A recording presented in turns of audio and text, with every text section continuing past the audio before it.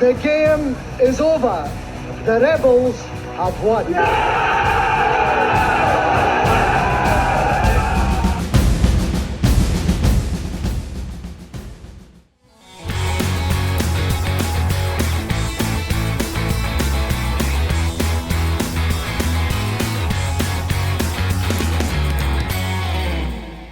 Fergus McCann finally wrestled control of Celtic from the old board on the 4th of March 1994 after a long drawn-out power struggle which had gone on for several years.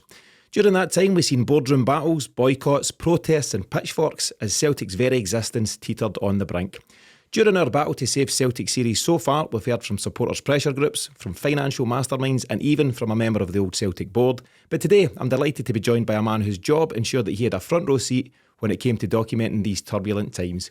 Hugh Keevins needs little introduction to anyone with even a passing interest in Scottish football, having now covered the game here for over 50 years, and he now joins us here on the Celtic Exchange. Hugh, I know you've crammed a lot into that half century or so, but what's your general feelings when you reflect on those events of 30 years ago? Without doubt, the most exciting time in my journalistic life, 54 years long.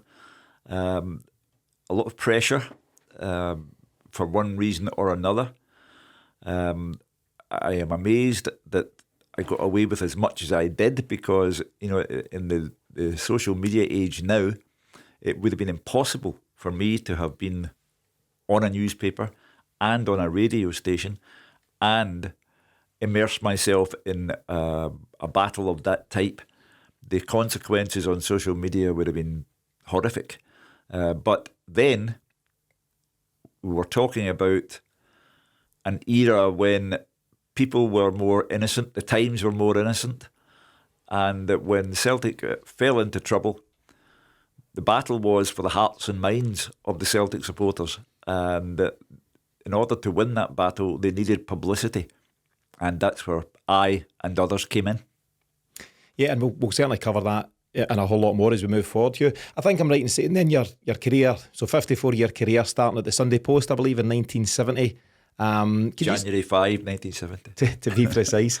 Could you just give us a wee bit of background in terms of your early steps into the trade that's now been, become your whole life, and where you found yourself career-wise as Celtic headed into those crazy times in the 90s? I did 10 years there at the Sunday Post and the now defunct Weekly News, and I made friendships there that have lasted all of that time. In the Celtic side at that particular time were people who I am still friendly with. Some sadly have gone, like Tommy. So I cut my teeth there. I served my apprenticeship there. And after 10 years, a call came in from the Scotsman newspaper, obviously Edinburgh based, but had a Glasgow office. And I went to the Scotsman in 1980, and I had 17 happy years there, arguably the happiest years of my newspaper career. And during those 17 years, there came along the Celtic crisis, 1994. And by that time, I was on the radio. I had something to offer to Fergus McCann in order to get his message across to the supporters, and I didn't realise it would become all-consuming.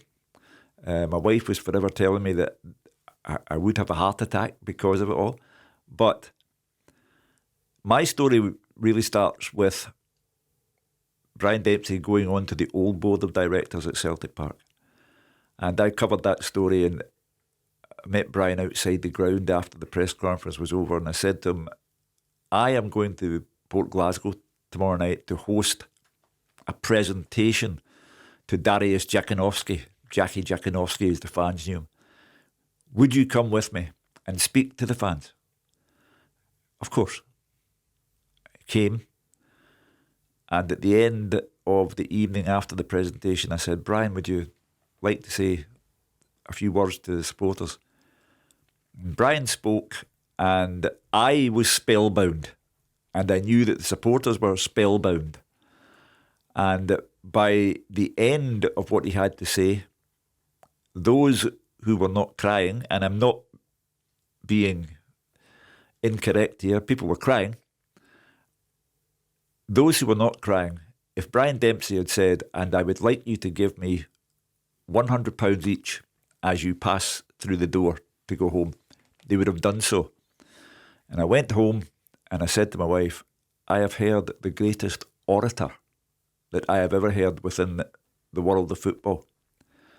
And this man will convince the Celtic supporters that whatever they need to do, it will be the correct thing to do.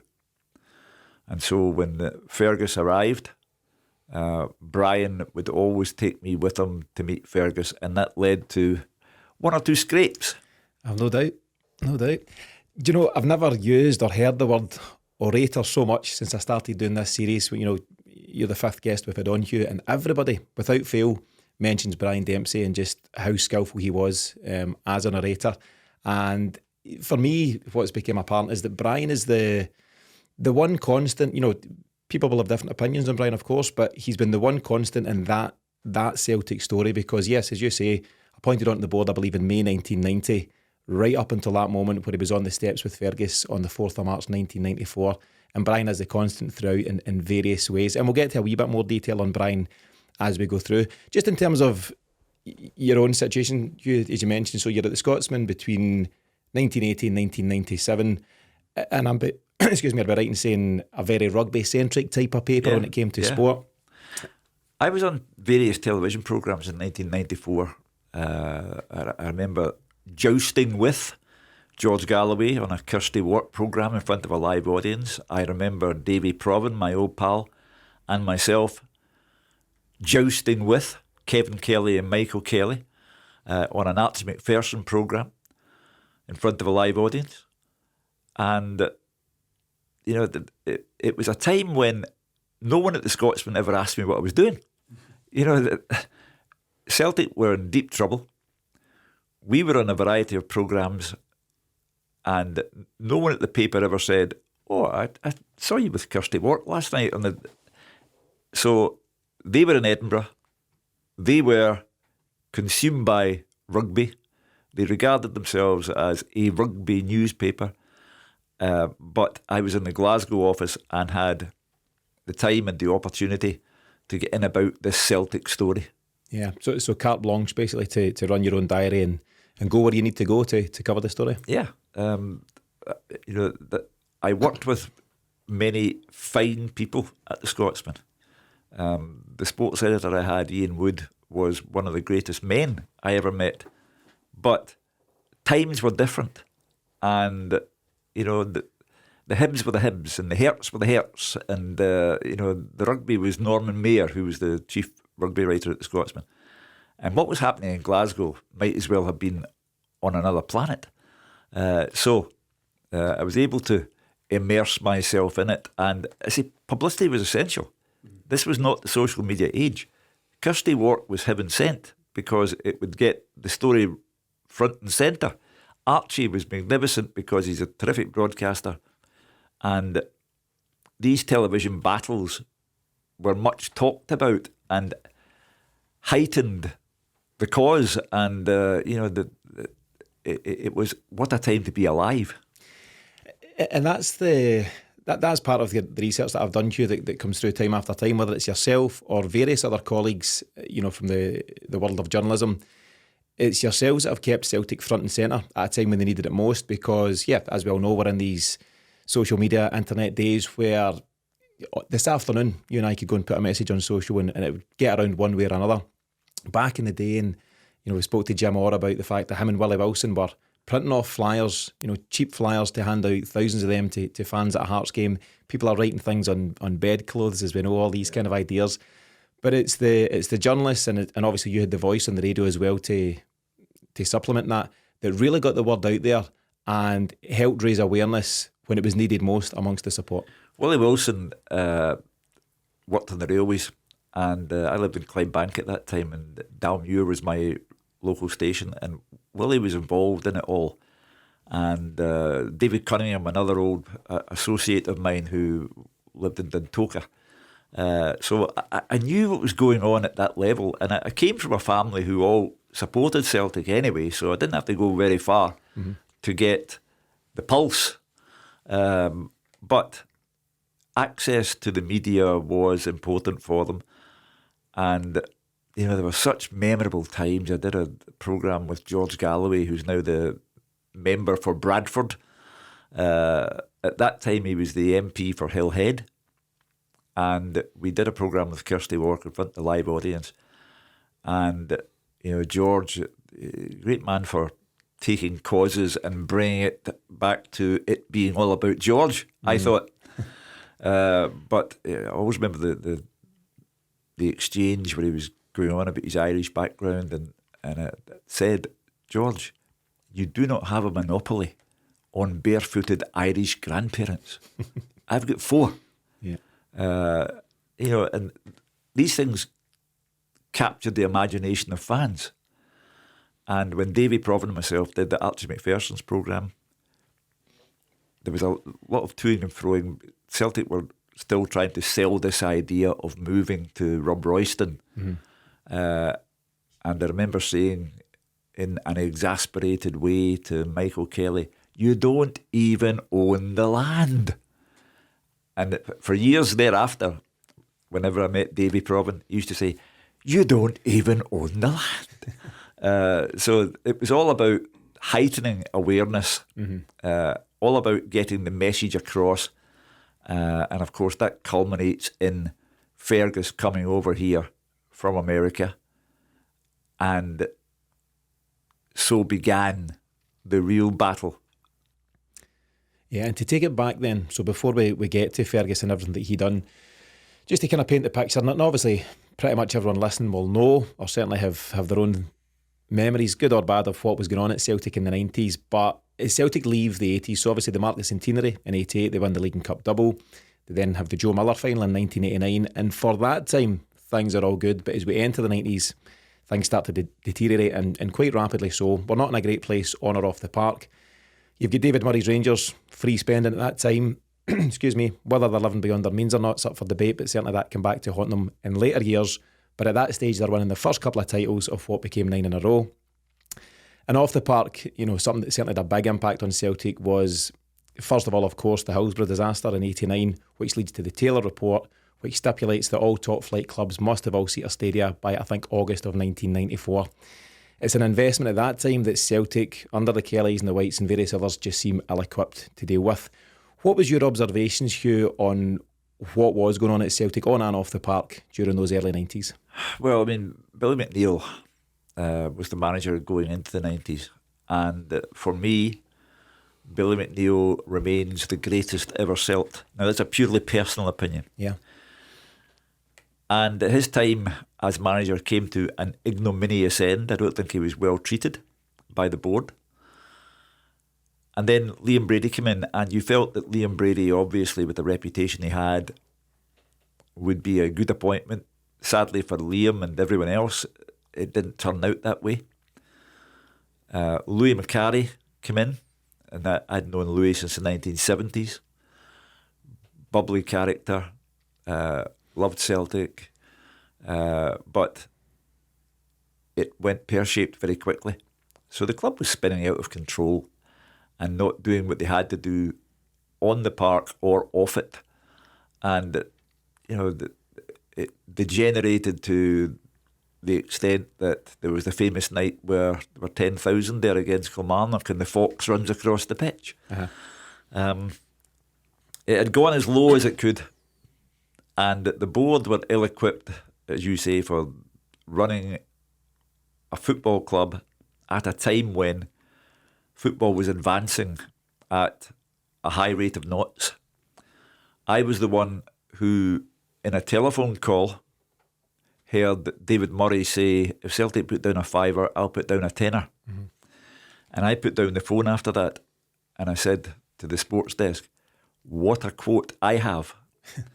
But you can go into the merits and demerits of what was happening at Rangers on another occasion, but they were dominant and Celtic were lost, and the club needed a complete transformation. Yeah. And in terms of those guys who were running the ship at Celtic, at least at that time, so you've mentioned briefly Kevin and Michael Kelly, you've got Chris White, Tom Grant, who we spoke to just yesterday, Jimmy Farrell, Jack McGinn. As part of your role in the media, Hugh, did you have relationships of sorts with these guys, good or bad? And generally speaking, did you feel that they were capable of getting Celtic out the position they'd found themselves in? I felt that Michael Kelly was the all-powerful figure. It's difficult because you have personal relationships. I was very, very friendly with Tommy Grant, and we had a mutual friend who was a photographer on the Scotsman, and we would socialise. And it's difficult when you're then having to suggest that they're not up to this. So I felt for Tom Grant because he and I had a good relationship. With Michael Kelly, it was all about combat. And he quite clearly, in my estimation and in the estimation of many others, wasn't able to run Celtic in the way that they deserved to be run. And he resisted until it was absolutely impossible to resist any further. So with the rest of the directors, Jimmy Farrell, I knew, I mean, his daughter taught my children. His son-in-law was Jim Craig, who was not only a Lisbon Lion, but an extremely nice man and worked very hard on the Celtic takeover as well. So there were personal relationships, but there was undeniably the need for that board to go and for fresh money and fresh ideas to be brought on board. You mentioned Michael Kelly there, and he obviously came in with his PR background, former Lord Provost, but big PR guy, Glasgow Smiles Better, all that kind of stuff.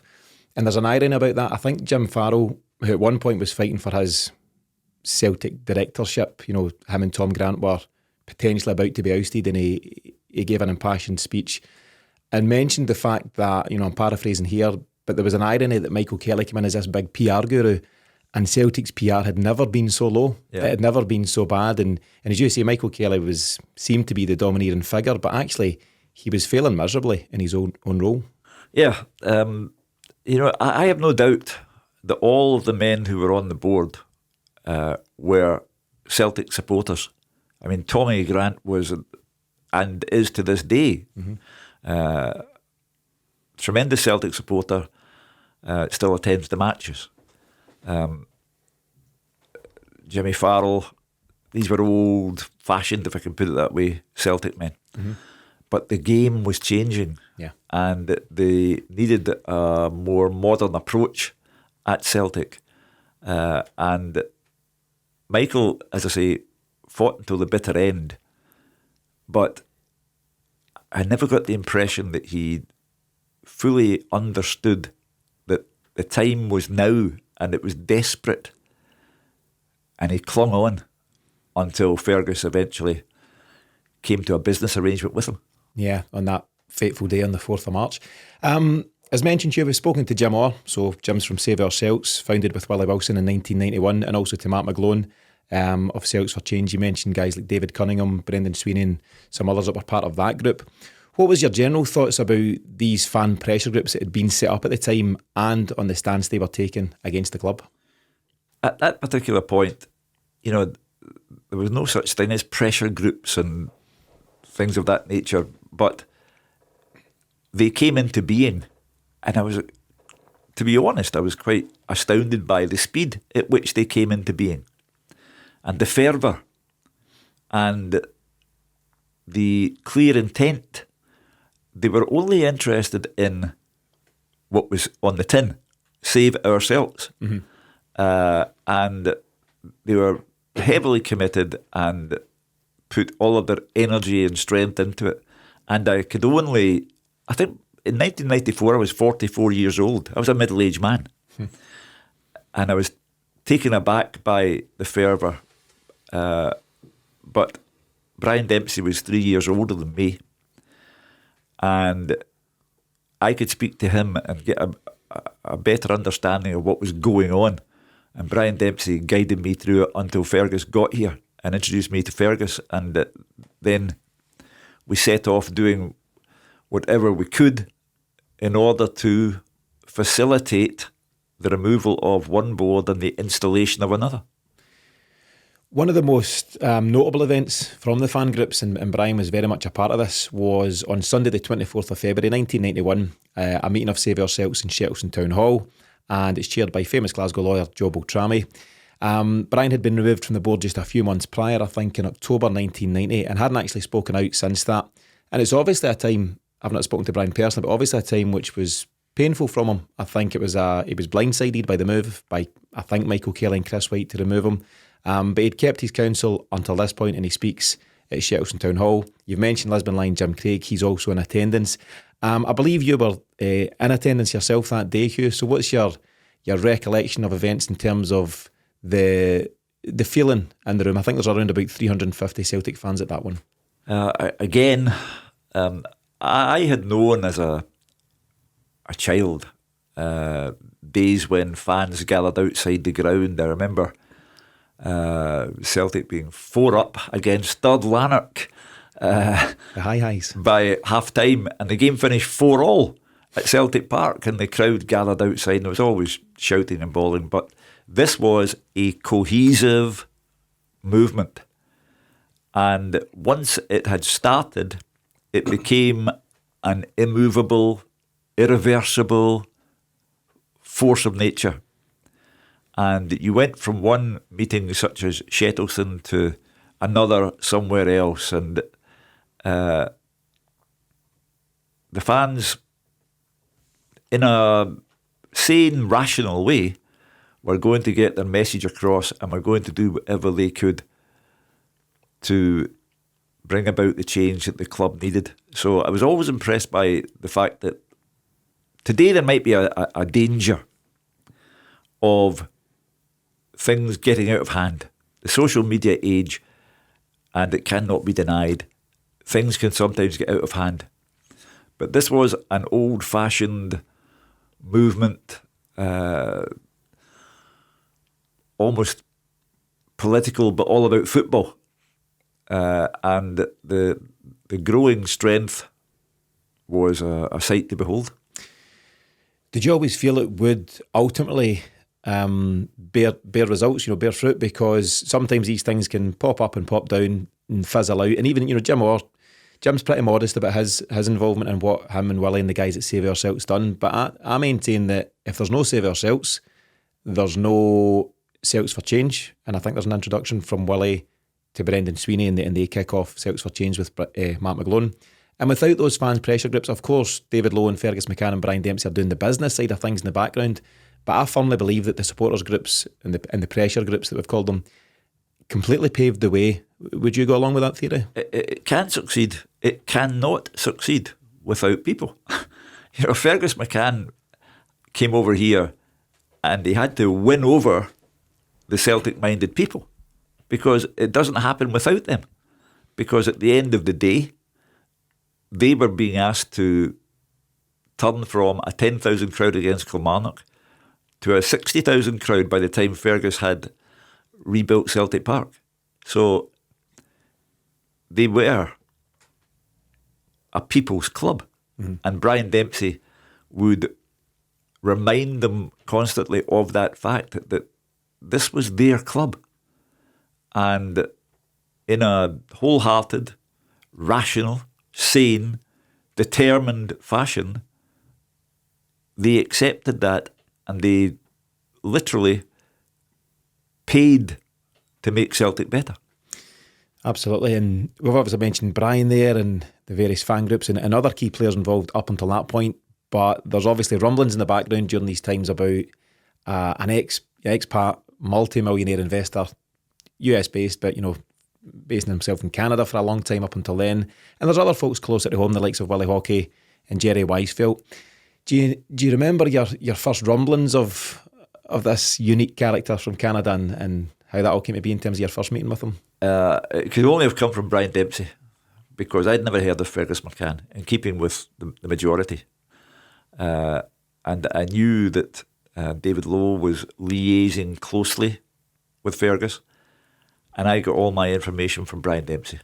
And the first meeting, and I can't remember where the first meeting took place, but it would have been in the company of Brian Dempsey. And Brian Dempsey was essential to my way of thinking because he was a great front of house man. He had the ability to deliver the telling quote, the stunning statement. Fergus wasn't interested in showbiz, not at all. My favourite line was always when a Glasgow taxi driver would look in the rear view mirror and see Fergus McCann in the back, and immediately, as all taxi drivers are wont to do, tell you what he thought. And Fergus would always say, "Don't talk, just drive." But Brian would speak to everyone and anyone, and eloquently and movingly. So I knew, Fergus was ridiculed when he arrived here. But they ridiculed Wim Jansen, the worst thing to hit Hiroshima since, etc., etc., etc. People have a knee-jerk reaction to certain events, certain individuals. And they mocked Fergus because of the bonnet. But I had this inner sense that if Brian Dempsey really believes in this guy, and I knew David, and I knew how smart he was in terms of finance, if they really believe in this guy, then so should everyone. And you've mentioned there, he's a fairly unique character, Fergus McCann, and certainly quite headstrong, stubborn, lots of things of that nature. But actually, again, from particularly David Lowe and a few other folks, Mark McGlone too, I believe he had a bit of a wicked sense of humour at times as well. He could be humorous, when the occasion warranted it. Yeah, I mean, he was too smart for most of us. And he would just come in and disarm you with a phrase. But for the most part, very, very serious-minded man. And I know that people always talk about there should be a statue outside, etc., etc. But it's always the case that in hindsight, with the benefit of hindsight, people truly understand what he achieved. And without Fergus McCann, who knows what would have happened, because he truly saved the club. He built the stadium. He did everything that he said he would do. He frustrated people along the way because he didn't feel about certain matters the way others felt he should. My late great pal, Tommy, when he was manager, Fergus McCann never fully took on board Rangers and the significance of winning 9 in a row. He simply wasn't interested. And it would drive Tommy up the pole because he was East End born, Celtic through and through, and it meant everything to him for this not to happen. But Fergus had the bigger vision, and at the end of the day, it would have to be conceded the bigger vision and the strength to see it through was what mattered most in the end. Yeah, and I suppose those clashes, he clashed with all his managers, didn't he? So Lou McCarthy to start with, Tommy, Wim Jansen. Wim Jansen wins the league and famously resigns a couple of days later. Dr. Joe Venglos, and I think briefly John Barnes was there when Fergus was too.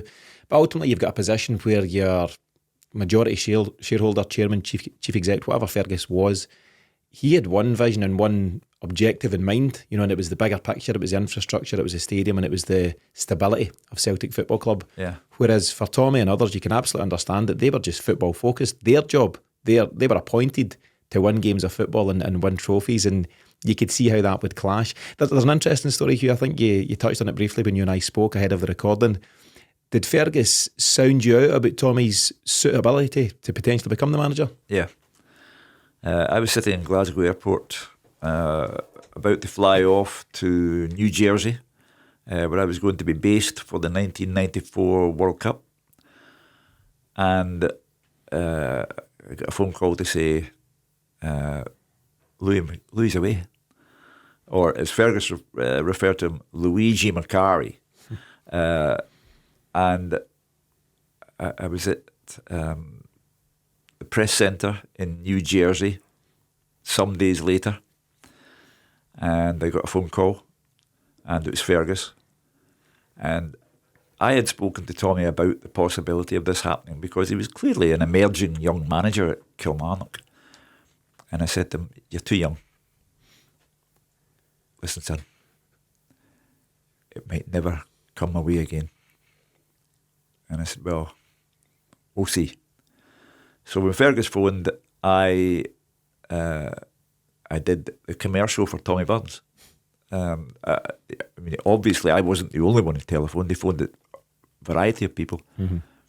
But I said to him that I felt that the fans would unite behind Tommy. And they did. Until Fergus reached a point where he didn't want Tommy to be manager any longer.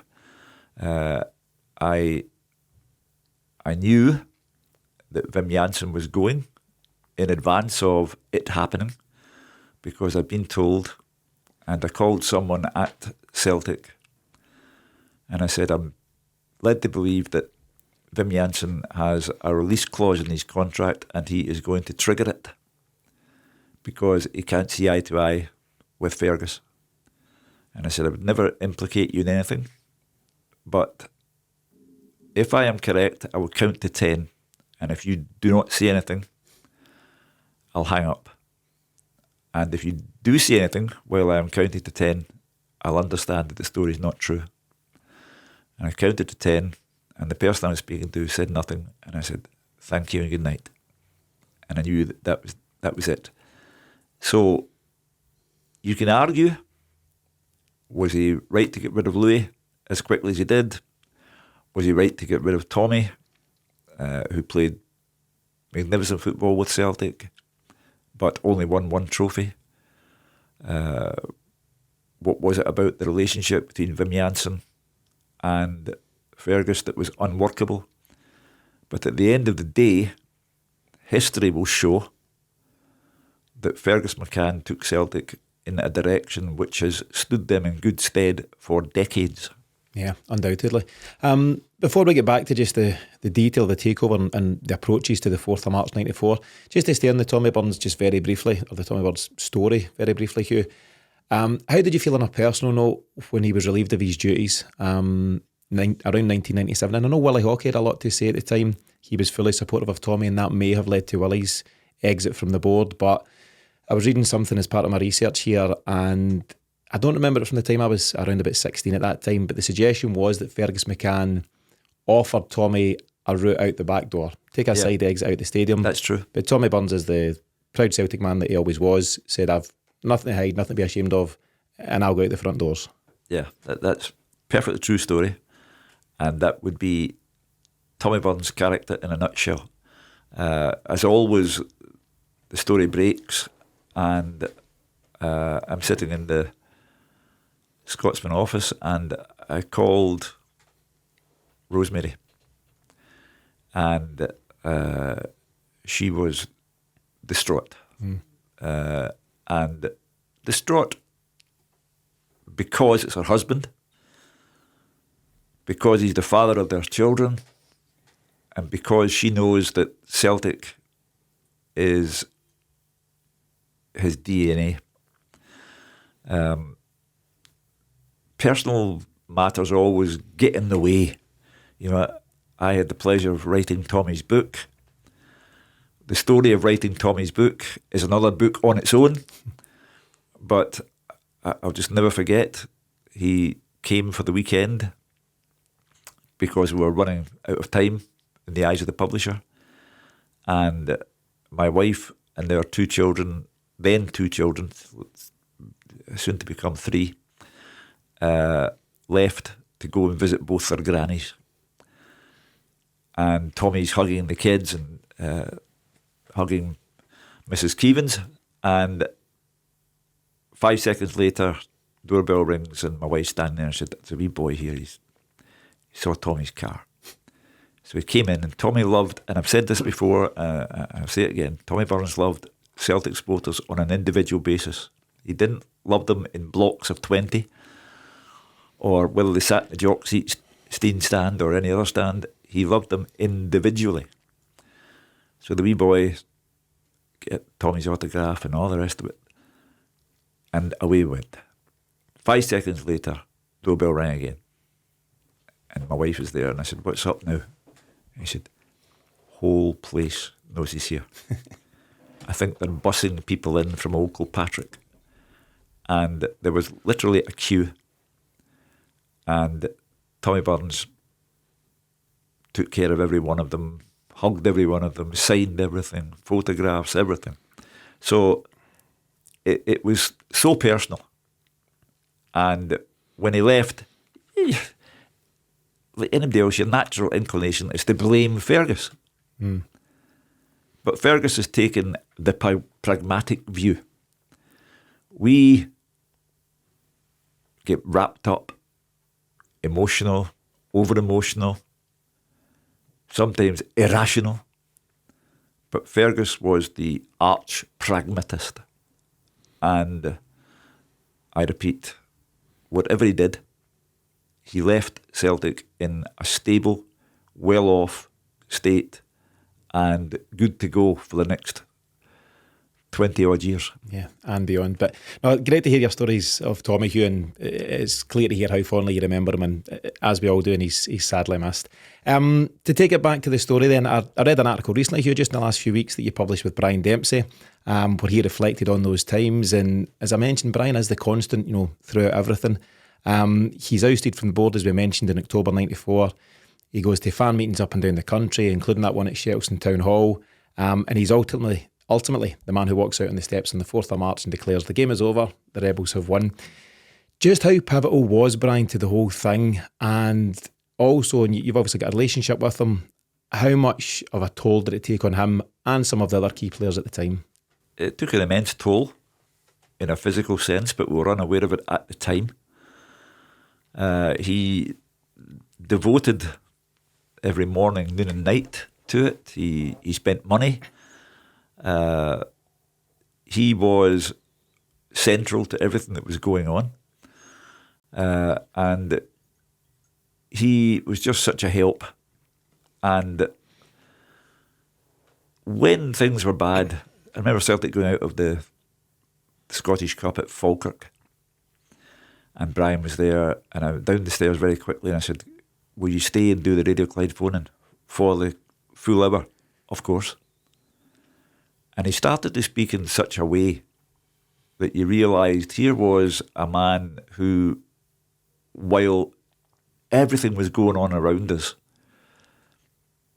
he was a man with a clear head and who knew the right thing to say and the right thing to mobilise the fans, so that when Fergus got here from America, things could be put in place.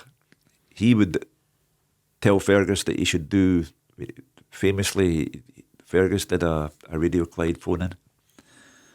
We were at Celtic Park. The game had finished and we were about to start the phone-in. And the steward came up and said that by order of the club, Mr. McCann and I were to leave the stadium immediately. And I remember saying to the steward, you do realise that in 2 weeks' time you'll be calling this gentleman Mr. McCann? And he gave me a traditional Scottish reply, which I cannot possibly repeat here. And we went outside into the Radio Clyde outside broadcast van. Now, to say there was mayhem going on around us is an understatement. There were people banging on the side of the van, shouting their support for Fergus. He was oblivious to all of it because he wanted to get across his prospectus.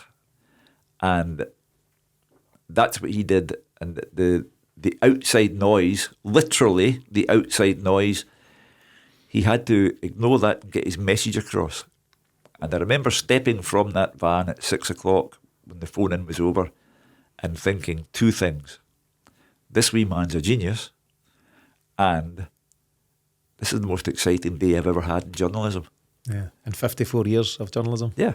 I remember coming back late one night, and my wife said, you're going to have a heart attack. And sadly, Brian Dempsey did some years later. But he said, you're going to have a heart attack. This was late on a Friday night. And I said, well, it'll have to be on Sunday because I have to meet Fergus and Brian in the Hilton Hotel tomorrow. That's the kind of thing that was going on, and that was the kind of energy that Brian Dempsey was putting into all of this. And as he said himself, he wasn't eating properly, he wasn't sleeping properly, he wasn't attending to his family properly, which he will openly admit to. And it all took its toll. And when he had gone to live in the Cayman Islands, he collapsed, and he had to be flown to Florida to have the operation that saved his life. Yeah, and as I say, I read the article and it covered all that, and you see and realise, and obviously I've realised as part of this series, just how much of a stress and a strain it put on so many individuals on all sides of the table. It's a stressful time all round because it's such an emotional thing. It's not just business for business sake. Celtic has that emotional attachment for all the key players involved in this, and it's clear that Brian put as much, if not more, energy than anybody into everything. You mentioned the time that you chucked out of Celtic Park there, Hugh, and obviously Brian himself had his own exit, as I say, blindsided in October 1990. Were you seeing a lot of underhand stuff going on during those years? A lot of maybe, duplicitous behaviour, things that weren't quite right? I mean, the whole episode about Rob Royston and attempting to convince fans a new ground was going to be built there, and they literally did not own the ground. So it was a pie in the sky. And when the television programmes were happening, it became increasingly obvious that Michael Kelly was digging in, and Fergus would have to do something to be rid of him, basically. And whatever Michael had in mind for Celtic, it was, to my way of thinking, unworkable, not feasible, and you had to constantly remind people, whether it was on radio, TV, in the newspapers, that, poor old Kevin one day, out in the middle of this field in Rob Royston, and they filmed him with his arms extended, and this was going to be the new Celtic Park. He's a man standing in the middle of an empty field that Celtic did not own. But they put it in the Celtic View, here we are, as if the diggers were about to move in. It simply wasn't true. Yeah, do you know, whether it was the Rob Royston project, which I know Brian was involved in, or the Cambuslang dream, the super stadium in Cambuslang, there's a quote, and I mentioned it just to Tom Grant yesterday, where Fergus McCann, obviously, making his play for Celtic at that time, said something along the lines of, it's merely fantasy and will only be financed by the fairy godmother. He was really calling it out at that point. And I suppose, maybe kind of leans towards the fact that you now had a situation where, from a board point of view, it was becoming the increasingly desperate actions of desperate men who maybe some realised it quicker than others, that there was no exit for them. They were heading closer and closer to the finish line. The debt was rising and was not being properly looked after. And, therefore, when Fergus took over, there was a suggestion that the quick way out of the debts would be administration. And he said, no, that this is Celtic, that won't happen. But that was the kind of state that they had been allowed, the club had been allowed to get into. So Fergus McCann had to manage the debt and do all the other things that he achieved. As I say, with the benefit of hindsight, it's a monumental achievement on his part. And again, with the benefit of hindsight, it's a reminder of, just how bad things were. There were allegedly unpaid bills in various drawers, in various offices that had just been left there, unattended. So Fergus McCann had to sort all of that out. The quick and simplistic way of putting it is that Celtic were dying and Fergus McCann performed the resuscitation. Yeah, do you know, it's as succinct a way to put it as any. Obviously, we got into a lot of detail, but that kind of sums it up. And bizarrely, you know, in terms of the bills that Celtic still had to pay and things of that nature, I believe the story goes that in a very, you know, wrong way, they've bought the club and then carried out the due diligence. They've carried out a 2-week process, or they've brought someone in to do so. And it's even worse than they ever imagined. Yeah. You know, everyone knew that Celtic was in a pretty critical condition at that point, but only, I think, Dominic Keane was part of the audit and different things. They realised just how poor it was.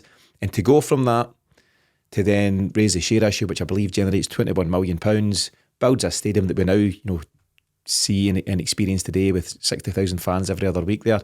It's an incredible turnaround. It's not just a bit of a, we've kept this club afloat and we can tick along for a few years. You've mentioned a few times, Hugh, Fergus McCann's work has ensured that Celtic last for decades and decades to come.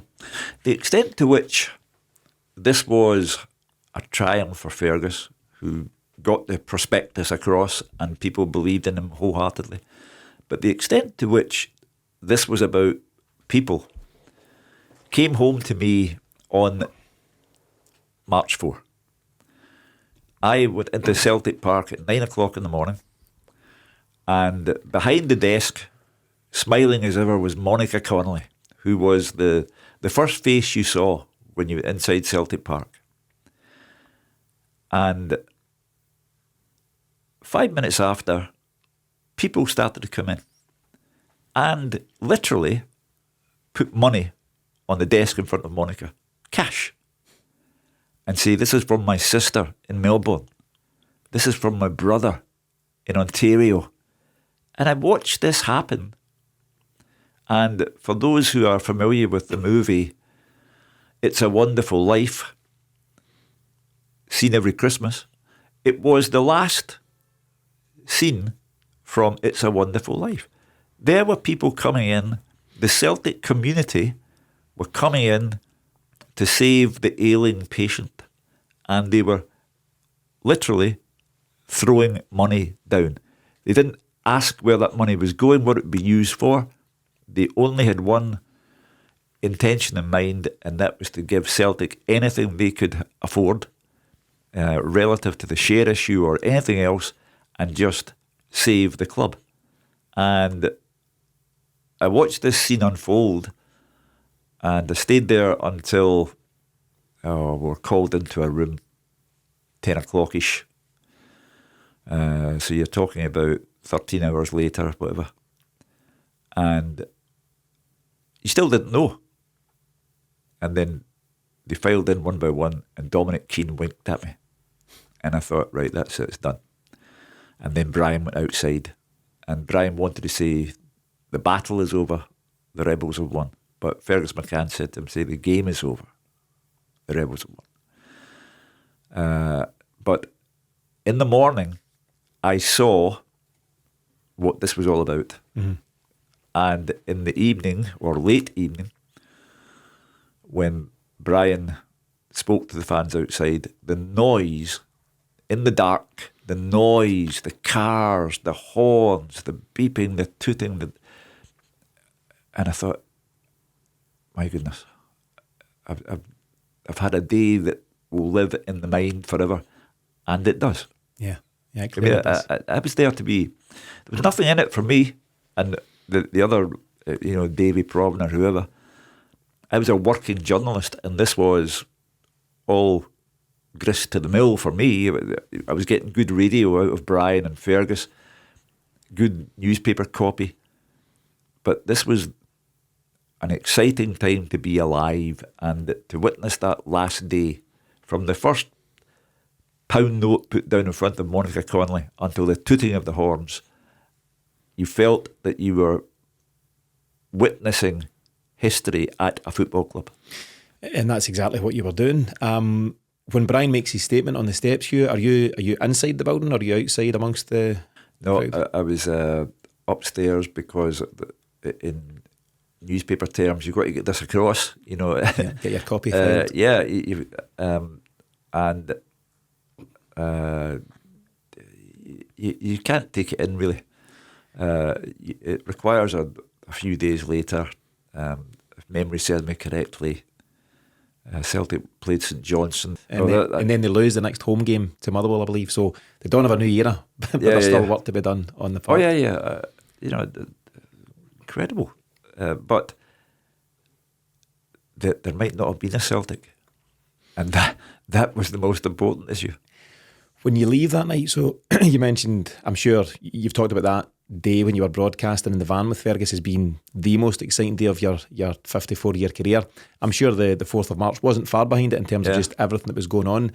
Were you either on that day or that night speaking to fans, either on the record or not, in terms of just, getting the emotion of just exactly how much it meant to them at that time? Do you know, it was almost helpful for me that my wife knew nothing about football.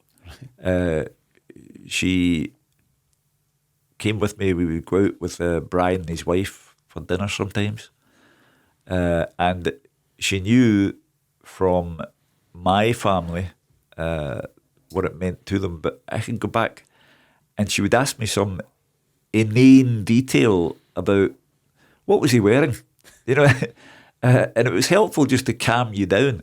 I didn't have to go far, I was I'm trying to think how old my son would have been in 1994. He was born 1971, so he's a 23-year-old man. I didn't have to go anywhere.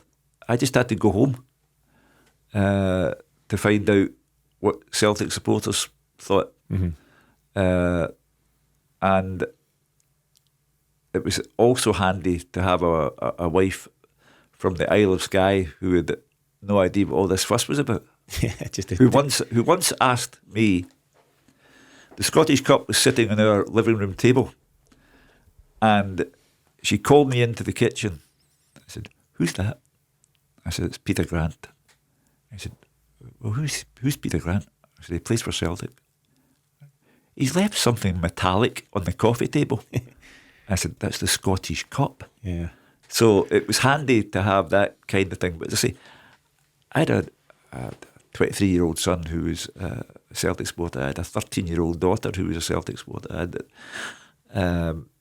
had one in the middle who was just bemused by it all. But I just had to go home to understand. Yeah. Beyond that, so in the days that follow, I believe there's I don't know what you'd call it, a victory rally, something of that nature down at the Candle Rigs. And are you hosting the event? I did, yeah. And there's an interesting story. You've started speaking, you've opened the event, and then there's a bit of an entrance. Can you tell us about it? Yeah, people use the expression hanging from the rafters. The fans were hanging from the rafters. I mean, it was without doubt a health and security issue, but you didn't have health and safety in those days. Mm-hmm. And Gerald Weisfeld was there, Willie Hawkey, John Keane. Everyone was there except Fergus. Fergus didn't do showbiz. So it was all over, but he was busy sorting the club out. So we started off in that fashion, then I introduced everyone there, and then the door at the back, this is the old Glasgow Concert Hall in what's now known as the Merchant City. Door opened, and in came Brian Dempsey with a Celtic scarf. And the place erupted. So it was the kind of farewell to the days of arguments and the dawn of the new era. But we'll get this wee party out the way first. Yeah, no doubt.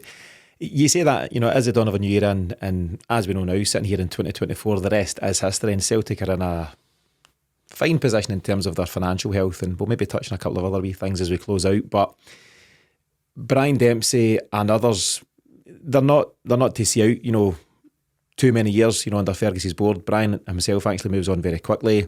Willie Hawkey, who's on the new board, moves on in 1997, just before Tommy Burns is sacked, and I believe they may well have been linked.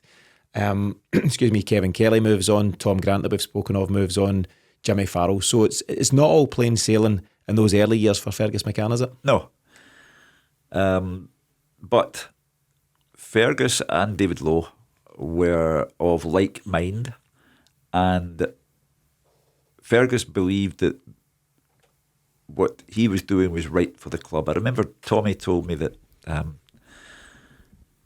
at that time, you remember that David Ginola had been at Celtic, and there was a clamour then for foreign players, not just at Celtic, at all clubs. It was the beginning of the kind of romantic nature. Let's get in a foreign player. Andy Tom came over, and they'd started to erect crush barriers outside Celtic Park. But Fergus was a way off signing off any deal for Andy Tom. Mm-hmm. And eventually, Tommy took him over to a window and looked at the crush barriers and looked at the hundreds of people who started to form behind the crush barriers. And he said to him, "Do you want to tell them he's not signing?" Now, I don't believe that Fergus then went in and said, "Right, give me a pen." But Tommy was again trying to make the point that the fans wanted this, and Fergus was guided by good business sense. But as everyone knows, Andreas Tom did sign. But Fergus, on all matters, it was his belief that Celtic should go this way or that way. And at the end of the day, he was the one who came in, put his money down, all of his money, and took the risk. And I have no idea how much Fergus left with. I know that he was entitled to every, to use his expression, thin dime. I would agree with that. The suggestion is that he initially invested something in the ballpark of 9 million and left with 40 million. And someone, throughout this series, we've obviously been putting these shows live on YouTube and podcast and various places, and there's various comments come in, and they're all brilliant and all very interesting, but someone queried the fact that, well, you forgot to mention that Fergus walks away with a profit, and I think, where's the problem with that? He's come in and put his money up when no one else has, and there's so many key players involved.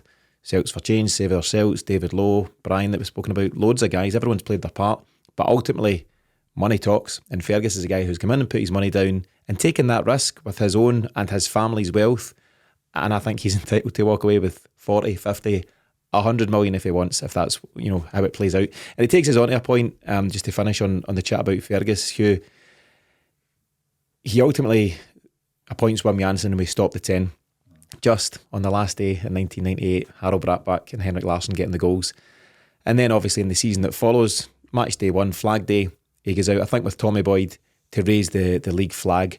What should be a joyous occasion all round is anything but that, because the fans, almost in unison, start to boo Fergus McCann. Now, sitting here all these years later, we can barely believe it when you look back on those times. And actually someone got in touch with us as part of this series to say, hands up, I was a teenager at the time, I booed, and I now wholeheartedly regret those actions.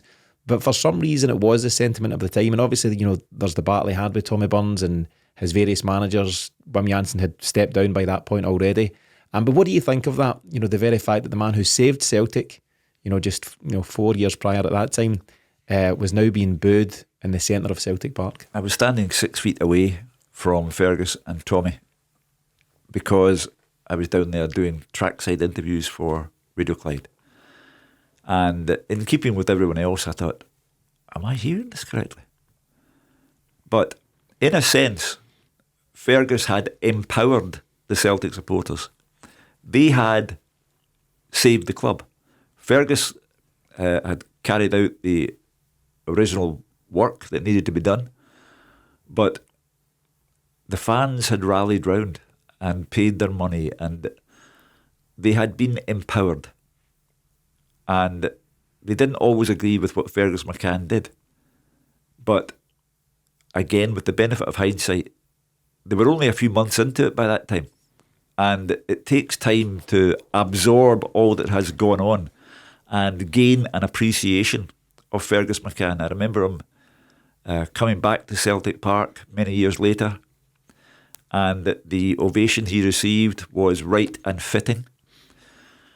But Celtic, historically, has been a volatile club.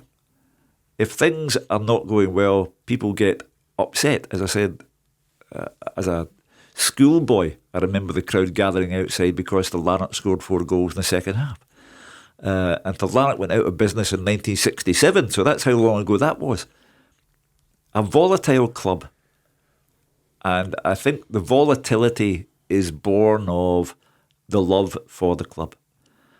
And without that love of the club, you don't get the 4th of March. You don't get money being thrown down in front of Monica Connolly. You don't get the game is over, the Rebels have won. It was a people's victory led by a really smart guy. Yeah, undoubtedly. And I suppose that takes us very much up to modern day Celtic, and not want to dwell on too much, Hugh, but Celtic's domestic dominance pretty much since Fergus McCann came in and subsequently left has been incredible, at least since the turn of the century. You know, Celtic, you know, I don't know how many titles they've won in the last 24 years, but it's certainly the vast majority of them. There's obviously the lack of success in Europe, and that's a different story. Financially, we are a world away from where we were before Fergus took over. There's something in the ballpark of 70 million in the bank as we speak. But some fans are still unhappy about how things are done at the club. And we ourselves, you know, in the podcast, Hugh, we challenge things and we ask questions and we get upset at things that maybe you reflect on after and think, are we being over the top?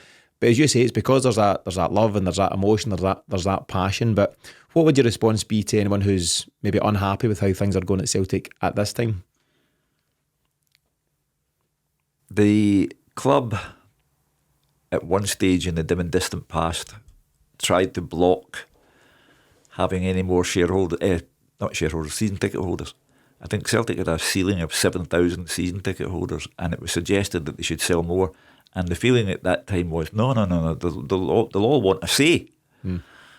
We are now in that age where, having been empowered for decades now, they get very excited. The COVID season, it's probably as well that there were no fans inside the ground at that particular season, but there has to be fairness. You know, Neil Lennon was treated badly by the supporters in that COVID season. For someone who had represented Celtic, player and manager, and won as much as he did, I always felt sorry for Neil Lennon.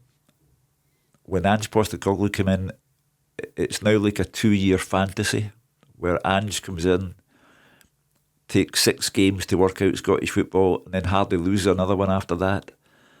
The impact of Ange going, I think, is still being felt. It's been difficult for Brendan Rodgers for one reason or another. I can understand why the fans are saying, how can it be this way when there's so much money in the bank? I just go back over several wrong decisions that have been made. The recruitment for me has been the root cause of what's happening. There are enough good players. The whole rationale behind any transfer window should be to strengthen the squad primarily and strengthen the first team squad in particular. And that hasn't been done. And that's why the squad for me is nowhere near as strong as it should be.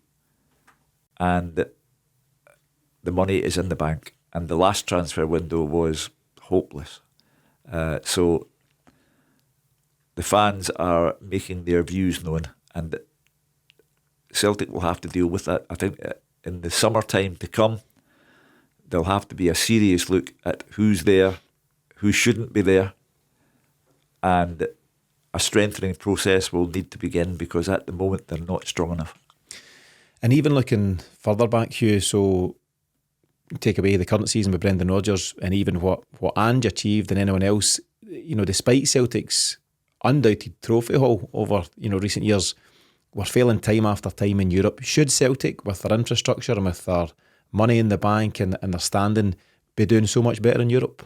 Well, I'm not suggesting they should win a European trophy or even make a final. But group stages are now becoming embarrassing on a consistent basis. And I'm always told that if you sign a £10 million player, then you need to pay him a £10 million player's wages, and that will upset the balance of payments. Well, you're going to have to look at it, because they're signing players who are inadequate on that stage, and they are getting back results that show the inadequacies. So if you keep on doing the same thing, you'll keep on getting the same results. And I think, to go back to Fergus McCann, you owe it to him and the people who fought in 1994, because they didn't fight for mediocrity. They fought for superiority, which on a domestic level Celtic have achieved. But in Europe, it's not good. And, it's embarrassing. And it's consistently embarrassing. And the stats are there. This is not a throwaway opinion. The stats are there to show it's consistently poor, verging on embarrassing. So that has to be part of the restructuring process. I'd very much like to think it is, and you never know, Celtic might surprise us in the windows ahead, but it's certainly something that I think all of us as fans would be keen to address. Hugh, to bring things back, and as we start to round things off, when we spoke, during the recording and even ahead of it, you've consistently described these times as the most exciting of your journalistic career. What was it, Hugh, that made things just so exciting, and what were the standout moments for you during a time which ultimately changed Celtic's history forever? If you watch a club, now I was born into, as people are in Glasgow, the west of Scotland, I was born into one side of the old firm divide. I was born into the Celtic side of things. I always believe, and to this day, when people say you're too critical of the club, etc., I always believe that I am there to perform a journalistic job that will sometimes entail being critical of Celtic. But the background was traditional Celtic family background. And in 1994, I was given a sense of how close the club had come to going out of business altogether. And I appreciated the role of people far smarter than I and far richer than I who had come in. And I appreciated everything that Fergus McCann did, although I didn't always see eye to eye with him. I remember on the day that Celtic beat St Johnstone at Celtic Park, with the goals from Harold Bratback and Henrik Larsson. And the following day, I was at a Holy Communion service in Dalry. My wife's brother had lost his wife a few weeks earlier, and one of their daughters was making her first communion. And after, people spoke about Celtic and what a day it had been, the win over St Johnstone. And my wife, again, who didn't know much about football, thought, is this not a bit disrespectful and irreverent? And I said, nah, it's people, they've had their sorrow, and Celtic have helped them get over their sorrow. And I said, that's what it's like. That's what they feel for that particular club. So on that day, when they were literally throwing money, I understood it in a visual sense. I stood and watched it. And they were talking about my family in Australia, Canada, America, New Zealand, wherever. And you realise that you are in the midst of something special. And when it was over and done, and you could finally take it in, you realised that you would never go through a time like that again. And it seems just about as good a place as any for us to finish off. Hugh, thanks for being so frank with your time. Hugh, you're obviously still going strong. You know, you're still writing for the Record, I believe, and on Radio Clyde several times a week. And if you don't mind me saying, you know, approaching 75 years of age, so you're maybe at the kind of towards the end of your career, if you don't mind me saying. But any final thoughts, more generally, Hugh, on a lifetime in journalism? I've been the most fortunate man in the world. I've been allowed to sit in a warm studio and talk about football and get paid for it. I've been to 3 World Cups on 3 different continents: America, Asia, Europe, France 98. I've been a disgrace as a husband and father because I've never been there at the important times, but thank God I have them all, and the 6 grandchildren. And now the grandchildren have Japanese flags and wave them in honour of Kyogo and Maeda and all the rest of it. It has given me everything in life, an income, the trappings of the income. Is just, you know, the fun.